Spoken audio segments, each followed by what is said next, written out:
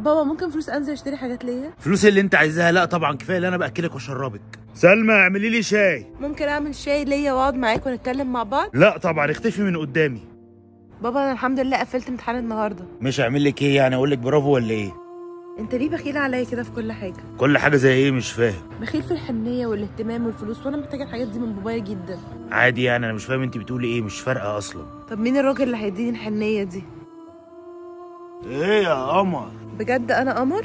ايه وعسل كمان. بابا انا عايزه اتجوز الراجل ده. اهلا وسهلا، انا فين؟ ايه اللي انت جايباه ده؟ الراجل الوحيد اللي حنين معايا بيهتم بيا. انا الحنيه يا حبيبتي. هو مين ده؟ هو اي حد حنين عليك ويقول لك كلمتين حلوين تحبيه وتتجوزيه ولا ايه؟ عمري ما حسيتها، واكيد اول حد هيديها لي هحبه. حتى لو انا كنت غشيم معاكي ما تخليش ده ياثر على مستقبلك. الاب هو الدرع اللي بيحمي بنته من اي حاجه في الحياه. لازم نفهم، من غير الحب والحنان والاهتمام من الاب الدرع ده بيختفي، وساعتها لازم انت اللي ترفعي الدرع. قشطه.